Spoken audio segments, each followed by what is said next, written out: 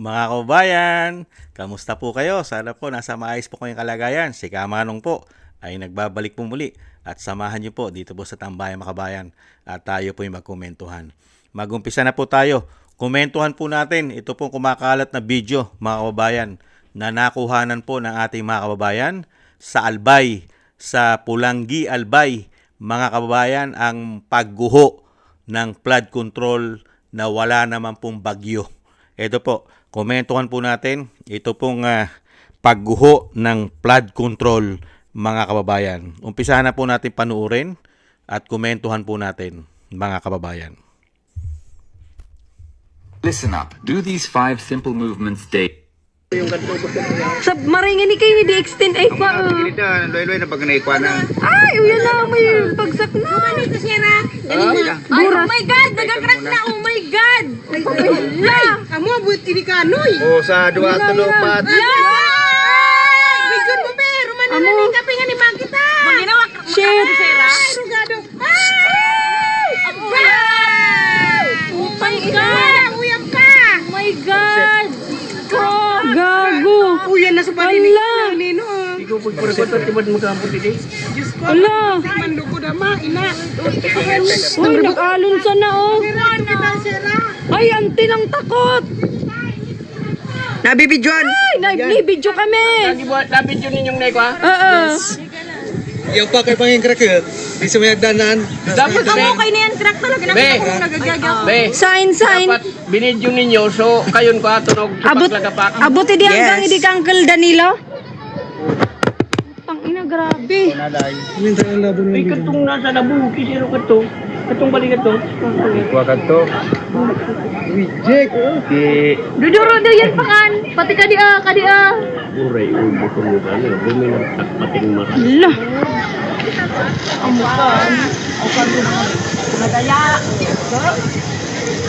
Da na nakastan. Hoy! Kay panyo ta Baby Patrol. Wagsak pa to. Wagsak pa to. Kano babagsak to talaga. naman ka na. Puta la karisan da talaga mga bakal eh. Daman talaga. Bye-bye. Kadi udah man sa itas na no. Pero daman siya crack. Hindi kayo bakal, makakede. Di taro di yung mereka di man sa itas. Di ada ko di. Daman kul. Arik mo. Bang man na rin yun. Daman kadikil daman crack. Ay kayon man idi. Ay di subinangaan kadikil, subinangaan kadi tinugudan kadi. Alam mo, crack man pala hindi Di ka kadi. Uray magkakayo kamor sa kamoy ni. Oh, yes, Ben! Wala. Yung kanto ko sa niya. Sa maringin ni kayo di extend ay pa. Kita loy-loy na pag naikwa na. Ay, uyan na may bagsak na. Kumani to siya na. Ay, Oh my God, nagakrak na. Oh my God. La. Amo buti ni kanoy. O sa 2 tulo 4. Bigod mo be, Roman na Amo. ni kape nga ni Magita. Maginawa Shit. Rugado. Oh my God. Uyang pa. Oh my God. Gago. Uyan na sa parinig Ala. nino. Ikaw pagpuragot at tibad mo sa puti di. Diyos ko. Ala. Mando ko dama ina. Yan po, mga kababayan. Nakita nyo po, wala pong bagyo. Mga kababayan, wala pong malakas at bumabaha, walang bagyo. Pero pong kusang bumabagsak po ang kanilang flood control dyan po sa Albay. Dyan po, ayon po dito sa nag-upload, ito po ay matatagpuan sa Purok 4, dito po sa Kinale, Pulanggi, Albay. Purok 4, Kinale, Pulanggi, Albay, mga kababayan. Wala raw pong bakal. Sabi po ng ating mga kababayan, walang bakal! Mga kababayan, kaya po gumuho! Walang bakal. Sino po ang congressman ng Pulanggi, Albay? Ito po ay 3rd district po yata nakakasakop dito. Kung hindi po nagkakamali si Kamanong, 3rd district po ng Albay. 3rd district. Sino po ang congressman? Dahil kilalang kilala po sa Albay ang apelidong Salceda. Salceda, mga kababayan. Sino po ang congressman? Si Raymond Salceda. Raymond Salceda. Raymond Adrian Enrique Salceda. Siya po yata ang congressman ng 3rd District ng Pulangi, Albay. Siya po, mga kababayan. Ayan, nakikita po ang bulkan sa kanyang likod. Ang pamosong Mayon Volcano. Hindi po ba? Yan po, mga kababayan. Siya po yata ang congressman dyan po sa gumuho na flood control, mga kababayan. Proyekto po yata yan ng mga congressman. Hindi po ba? Dahil po ang mga flood control ay sumikat po ng 19 Congress. At alam naman po natin, ang mga Salceda ay nagahari po sa Albay. Halos mga Salceda ang mga nasa posisyon pagdating po sa House of Representative. Mga representative, mga congressman. Yan po, mga kababayan. Kung hindi po nagkakamali si Kamanong, siya po ang congressman ngayon diyan po sa 3rd District po ng Albay. At nasasakupan niya po ang Purok 4 diyan po sa Pulangia o Pulangi, Albay. Nakakalungkot, mga kababayan. Nakita niyo po, Bicol. Bicol po yan eh. Nakita naman po natin ang mga Bicolano. At napakarami po namatay dyan. Nung pumutok po ang flood control scandal at isang damuka lang ipinagmalaki ng Pangulo na tinatawag na bangag at bongit na kanyang ate. Hindi po ba? 5,500 flood control daw ang natapos na nila. At patuloy daw po na marami pang matatapos dahil pinondohan po yan ng trilyon at daan-daang bilyon ang kanilang mga flood control. Hindi po ba? At halos lahat po ng congressman ng Albay ay nagkaroon ng mga allocables, insertion para po sa mga flood control. Hindi po ba?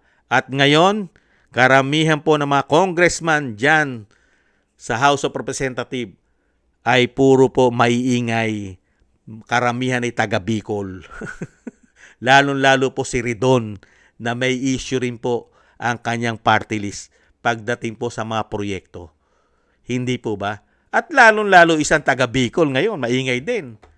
Hindi po ba? Yung mahilig sa saging na saba, taga Bicol din yun eh. At yung pambansang asong ulol, di yung taga Bicol din yun. Hindi po ba? At ang mga Salceda, taga Bicol din. Hindi po ba, mga kababayan? Pero, sa kabila po ng napakaraming namatay dahil po sa sinasabing mga flood control na hindi po nakita rin sa Bicol, wala po silang ginagawa diyan na investigasyon. Wala pong malawakang investigasyon sa Bicol di umano. Hindi kaya. At hanggang ngayon, mag-iisang taon na, wala pa rin pong nakukulong na mga congressman na namayagpag sa mga flood control na gumuguho. Kung hindi po mahina ang standard, walang mga bakal, matabang ang simento, karamihan pa'y ghost project. Pero nananatili po silang malaya. Malayang malaya at nahandyan pa sa House of Representatives at gumagawa po ng pamumulitika para makapag-impeach ng isang Vice President. Hindi po ba makakapal ang mga pagmumukha nito? Kaya nga po tayo nagdarasal at nananalangin na makabalik po at manalo ang isang Duterte. Dahil po sa ginawa po nilang kawalangyaan po sa pera ng taong bayan para lang po sila magkamal ng pera. Lahat po ay ginagawa nilang katarantaduhan at kawalangyaan. Kinukuha ang pera ng taong bayan at ang ipinapalit na proyekto, napakahinang klase. Pag po yan ay nasira na nasira, sino po maapektuhan? Tayo pong mahihirap ang maapektuhan yan. Samantalang sila, nakatira po sila sa magagandang bahay, matitibay na bahay, mga exclusive subdivision, mga kababayan, at hindi halos binabaha. Di po ba? Nasa kanila ang pera, pero yung sinasabi pong paglilingkod sa atin, tinitipid dahil po sa kasakiman sa pera. Hindi po ba? Yan po mga kababayan ang nakakalungkot. Wala po tayong makukuha. Wala po tayong mahita sa nakaupo ngayon. Dahil nga po sila'y sabwatan. Kahit po magguhuan ng mga flood control, wala silang pakialam dyan. Ang importante sa kanila, pabagsakin ng mga Duterte. Pero sa issue ng korupsyon, lalong-lalo sa flood control, bulag sila riyan. Bingi, pipe, basta kami. Sa Duterte lang! Duterte lang ang dapat tutukan. Hindi po ba? Yan po mga kababayan, sikat na naman ang flood control. Kaya hindi lang naman po sa Bicol yan, halos buong Pilipinas po. Ganyan po ang ginawa ng mga demonyong buhaya na mga politikong sakim sa pera. Hindi lang Bicol, hindi lang Bulacan, pati po sa Tacloban, mga kababayan, tsak meron. Hindi po ba? At lalong-lalo po sa Ilocos Norte, mawawalan ba dyan? Hindi po ba, mga kababayan? Yan po ang nakakalungkot. Pera ng taong bayan, imbis na pagandahin at patibayin ang proyekto ng pangmatagalan, hindi po ganun na nangyayari. Ang gusto po nila, mahinang klase, para taon-taon meron silang budget, meron silang gawin. Kaya hindi sila maubusan ng pera at proyekto. Ganyan po kawawalang-ya ang mga tao na yan. Samantalang sa Davao City, na hindi gumuguho ang flood control, doon sila nag-imbestiga. Yang mga hindot na yan. Hindi po ba? Yan po mga kababayan, ang pinagmamalaki po ng binagongang Pilipinas. Nabago na po ang Pilipinas. Yan na po ang kanilang legacy. Isa po yan sa legacy ng presidente na bangag ayon sa kanyang ate, ang kanyang flood control, mga kababayan. Maraming salamat po sa gusto po ng ating Tambayang Makabayan sa YouTube at TikTok. At ganoon din po sa ating mga subscribers at sa mga patuloy na nagko-comment, like, share, and subscribe. Shoutout po sa inyo. Mabuhay po kayo. Thank you po. At thank you rin po sa mga nagbibigay po ng tulong at biyaya. Shoutout po kay Eric Hershaw ng Canada, Jem Aris ng United Arab Emirates, Annie Jo, Tatay Nick ng Canada, Gay at Shena, Balance Vision TV, Mila Yi, Jesus Valdepena, Rolando Guerrero, Kingston ng Hong Kong, Jake Yahut ng California, USA, Gina Ray ng Berlin, Germany, Julieta Celona ng Sydney, Australia, Baby Romana at Ate Isa ng Cagayan, Jovelyn Watanabe ng Japan, at ako si Phil Am. Maraming salamat po sa inyo mga kabayan at ingat-ingat po kayo sa inyo po mga paggawa at shoutout po sa inyo lahat. God bless po sa atin lahat. God bless po sa inyo. Taste po muna tayo. Paalam. Bye-bye.